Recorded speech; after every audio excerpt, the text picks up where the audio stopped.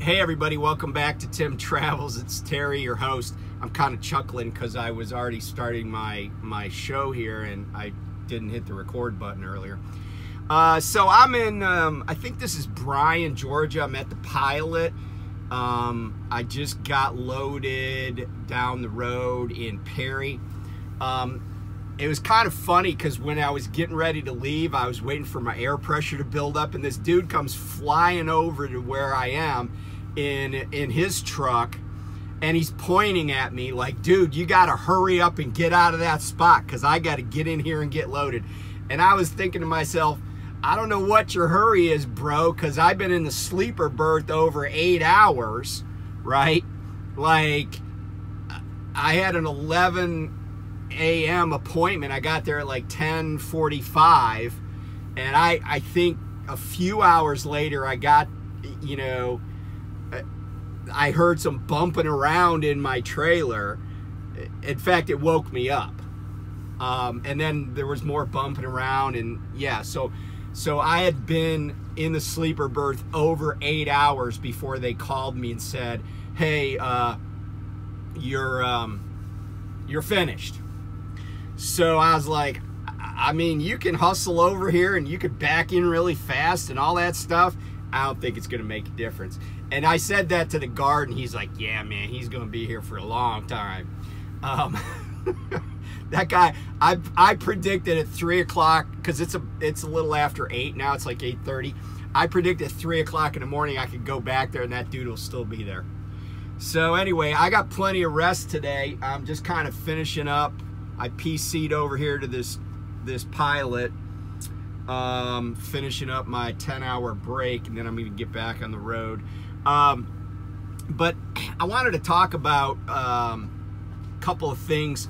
It's not really history, but it is definitely current events, and I guess it's already starting to be history. But you know, there was this submersible, right? Not submarine, but submersible.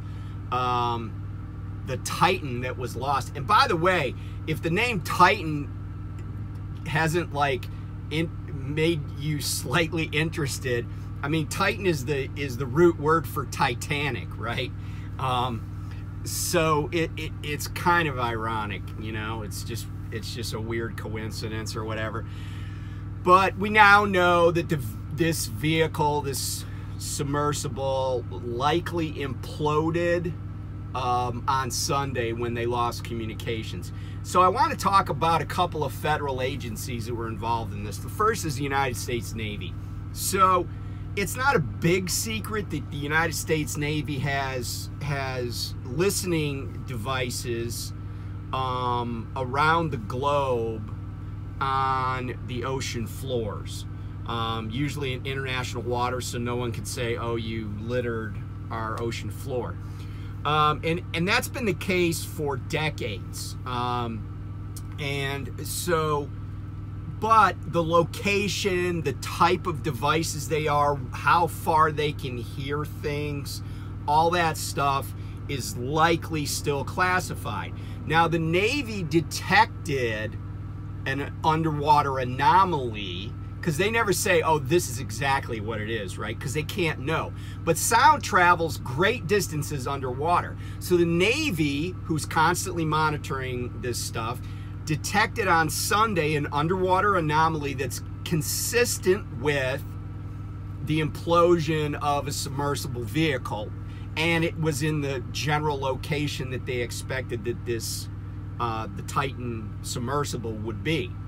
And the Navy timely notified the Coast Guard. Although I will say that typically intelligence analysts need to you know, see and hear the data.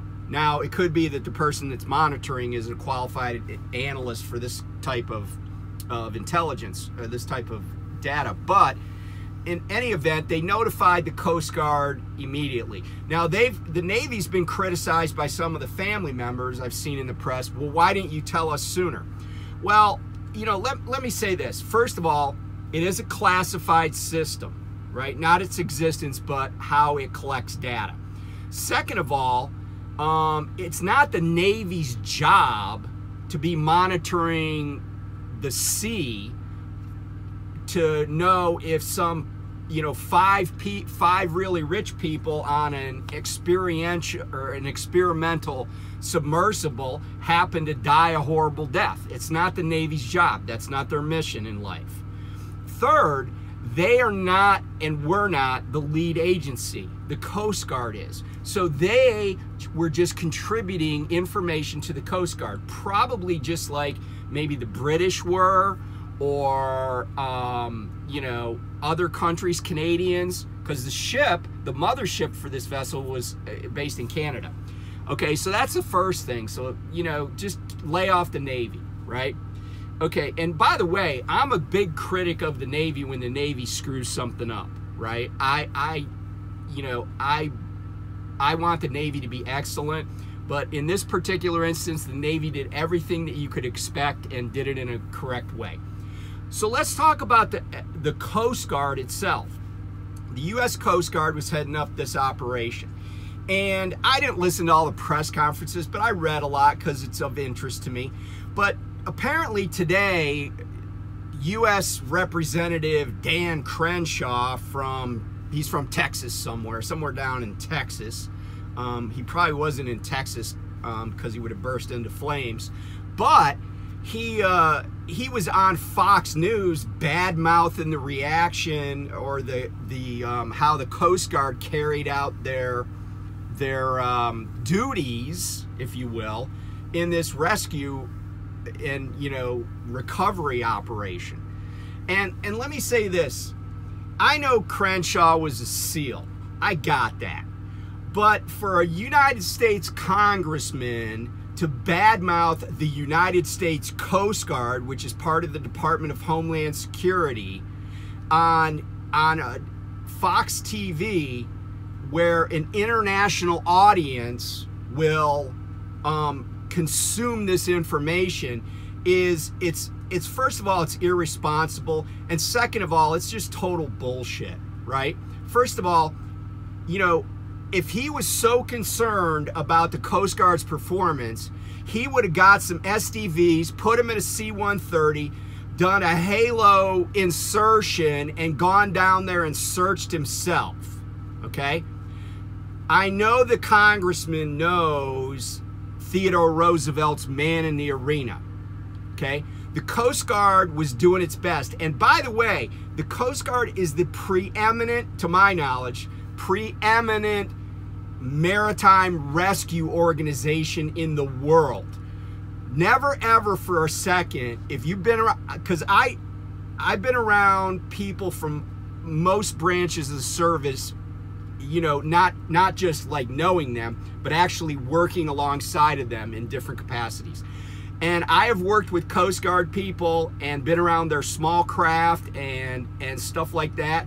And everybody I've ever been, and by the way, I was rescued by the Coast Guard once, and I won't get into it, but it was, I was, you know, this wasn't a pleasure trip, okay? And, you know, we just needed some help. and one time we had a guy that had, you know, we had a medical emergency. We took him to a Coast Guard station. You know, I mean, I have nothing but respect for the United States Coast Guard. Those guys and women are pros, and they oftentimes risk their lives to try to help people that did stupid things or got caught unawares of bad weather, heavy seas, whatever. Like these guys go, and guys and gals, they go out in helicopters, airplanes, and you know, cutters and small craft into very, very rough situations, and you know, help people. So anybody that knows about the Coast Guard at all knows that they go through a lot of really incredible training and tough training, and they do an incredible job, right?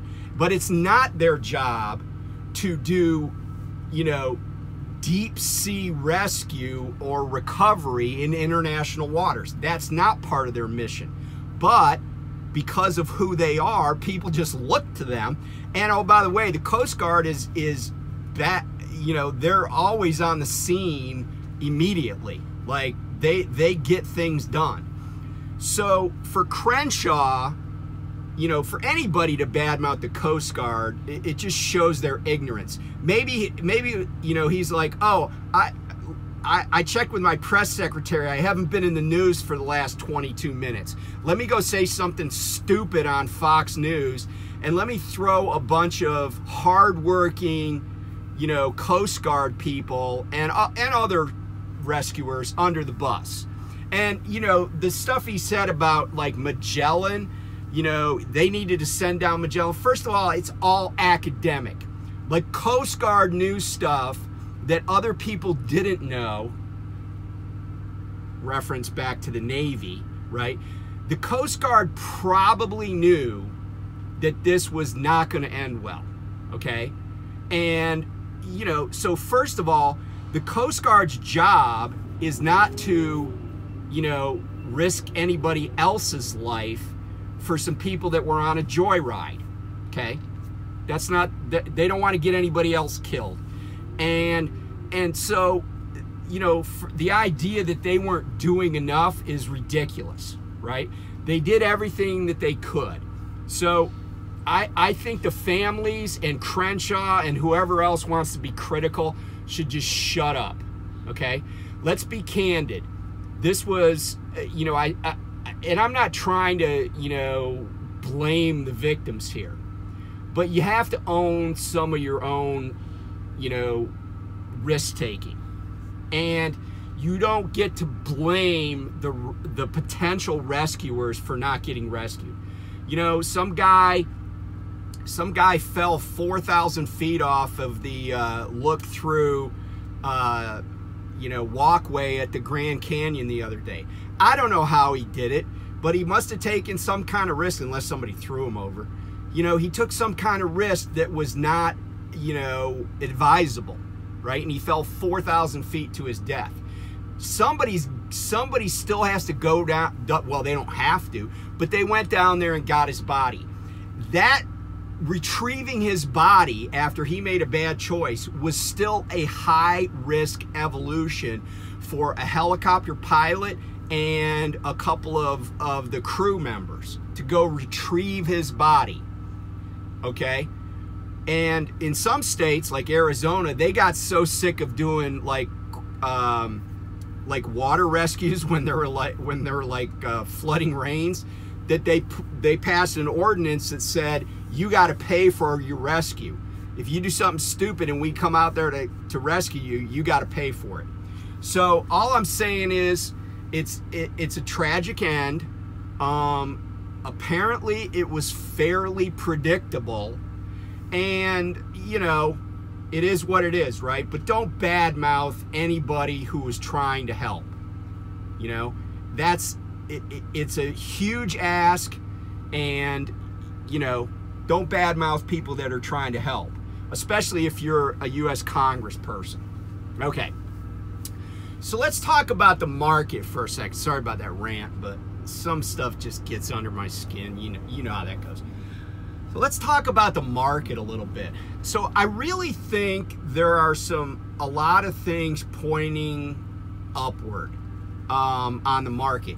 Now, I will tell you right now that like there's a company called Tiger Cool Express, and you might not know them if you just look at trucks, because you're only going to see their label or their name if you're around drayage operations, because Tiger Cool Express was a company that all they did was intermodal, and their business model was, you know, temp control stuff and putting it on trains. Now, they went bankrupt last week, Tuesday. They filed for bankruptcy. They had quite a few containers, and when I say quite a few, I mean in the like tens of thousands. And I did see some containers of theirs on a train in Kansas City the other day, so there's still stuff that's in the pipeline. But apparently they were carrying a lot of debt, and they couldn't work it out with Wells Fargo, and so, you know, they had to declare bankruptcy. So that's an opportunity for a company like Prime. Prime has intermodal, but you know, maybe those shippers don't put as much stuff on, you know, trains as they do on trucks, because truck rates are lower and trucks deliver faster than trains typically. Some trains are special and, you know, they charge a lot more money to run the stuff, but you can't run every train as a priority, right? Because if every train's a priority, then none of them are a priority. But individual trucks, you know, that's a different kettle of fish. So it may be that Prime's business picks up either in the intermodal division or in refrigerated or in both. Now, of course, we have competition, you know, some of our refrigerated competition in intermodal, some of the other companies like CR England has intermodal refrigerated, KLLM is, they're not as big as Prime, but they've been, I've seen their boxes on trains a lot longer than I've seen Prime's trailers or boxes on trains. So so there's our opportunity there. The other piece of information that I saw was that the refrigerated or temp control tender rejection rate has actually gone up month over month. It like doubled from, I think, from like April to May, the rate doubled. Now it's still not very high. It's still only around like 5%. But what that means is that 5% of the temp control loads that were offered were rejected. That's not very good, because back in like a year earlier, the tender rejection rate was more like 28%. So a quarter of everything that was offered to be carried by temp control carriers was rejected. So we're not back to, you know, hitting home runs, but, you know, you can win a baseball game hitting singles. And my son and I were talking about this, and it's kind of funny because Kiersey on her channel, she mentioned truck stops being full. Well, you know, I like to drill down on that a little bit. And what I found is that truck stops that are near shippers and or in like areas that are heavily populated by truck drivers, and there are certain areas that fall into that category, those are places where there seems to be a shortage, a paucity of parking spots. But when you get out on the road, you know, and I guess Kiersey, there's been a shortage of PSD people, so she's back, you know, just OTR. But when you get to a lot of truck stops, I've pulled into truck stops over the past couple of months at all crazy hours, like where you would never expect a truck, you know, a spot to be open. Like I pulled in a place in Tennessee a couple of days ago, 2:30 in the morning, and there was more than one spot. Like when I was pulling in, I saw a spot and I was like, oh, I could get that spot. But then as I swung around to go around to set up for it, I found another spot even closer. And I mean, it was like, you know, it was like right next to the shop. So there are, and I've had that happen several times recently. 10 o'clock at night, pull in, oh yeah, there's a spot. Could be coincidence, but I feel like truck stops are not quite as full as they were, say, you know, a year and a half ago. So, you know, that's just anecdotal, right? It's anecdotal, but it's just my experience. The other thing that's going on is I have a load that on my back that's going to deliver on Monday morning in Denver. And oh, by the way, I had to take this load to Denver because Lyle has been pissing and moaning about getting a Tim Travels t-shirt. And, you know, I was like, well, hey, give me your address, and when I get to like a FedEx location or whatever, I'll you know, ship you one. He's like, well, when are you getting there? How long is it going to take for that to happen? And I'm like, dude, you know what I do for a living, right? So I finally, because he and I have the same fleet manager. Finally, I went to, you know, I said to my fleet manager, when I was still on this load coming to Georgia, I'm like, dude, will you please get me out to Denver so I can I'll just deliver this t-shirt. I mean, I got to deliver my cargo also, but I'll just deliver this t-shirt to Lyle and get the dude off my back. And so I had a pre-plan going out to Denver before I even dropped my load last night at Purina. So yeah, so Lyle, just you know, hold on, buddy, I'm on my way, you know, with your damn t-shirt. So anyway, even with, so getting back to my trips, right? So I have visibility, I call it. And what I mean when I say visibility is I can see where money's coming from, right? Like I already am dispatched on loads. Now, obviously something could happen and things could go sideways. I could have a breakdown or whatever, but I have visibility for next week's settlement to over $5,000 in revenue on just 2 trips. And this trip I'm on, it doesn't pay a lot per mile. It's actually a dry load, but I'm like, okay, it doesn't weigh that. It does, you know, it's not like 40,000 plus pounds, and it's a dry load, and you know, I can deliver it on Monday morning. So I might be able to get another trip in between Monday morning and when the pay week closes out. And like Lyle's mentioned, I don't really worry about that. Like I would take a trip that would certainly deliver after Wednesday and not worry about it.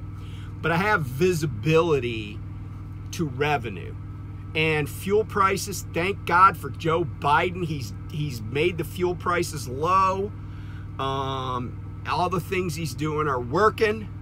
So, you know, I mean, I'm seeing low fuel prices, not worried about that. So yeah, I mean, I do think that things are slowly improving. I read an article about, you know, some of the big companies like Walmart, the big retailers, moving more and more to private label stuff, and because their profit margin is better on private label. And I've hauled Walmart private label stuff in the past, you know, canned vegetables and stuff like that.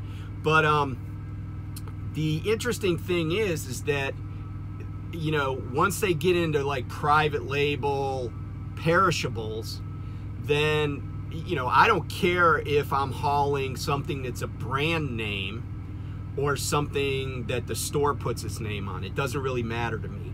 So, you know, I think there's, you know, I think there's been some pushback on some of this, what one financial guru called greedflation. And what that refers to is that when it's a time of high inflation, profit margins at these companies should be dropping, but they're either holding steady or going up. In other words, when the Fed raised rates, everybody was like, oh, it's because of inflation. But then what happened, it was almost a self-fulfilling prophecy. And so, you know, and I don't know that the Fed is wholly responsible for this. They're certainly responsible for some of it. But what happened is the Fed said, hey, we see this inflation and we got to tamp it down. So companies, especially in a lot of consumer-driven areas, they were like, oh, well, let's raise prices because they said there's inflation. Let's create it. I'm not saying anybody's like price gouging, obviously, but I do think there is some truth to that. And what has happened, though, is consumer behavior has kind of shifted. And people, you know, people are moving to these store brands and stuff. So I'm cautiously optimistic about the market. I do, like Kiersey said, you know, and check her channel out too, by the way. She works at Prime. She has a different perspective on things because she kind of does stuff that's different than, say, what I do. But she always has good information, solid, you know, data. So, you know, I think there's a lot of value there. So check her channel out. But anyway, I'm kind of looking at it from a different perspective. Right now, I think things are going to get better, but I don't think they're as bad as they were, and so that's the definition of getting better, right? It's like, when you got pneumonia, and even though you're still really sick, you feel better than you did the day before. That's the definition of getting better. So I guess my advice is, if you're already here, hang in, do what you can to maximize your revenue, maximize your miles if that's how you get paid. Unless it makes a lot of sense, you probably shouldn't be rejecting loads. I will say this about going into Florida, and I mentioned this to a couple other people.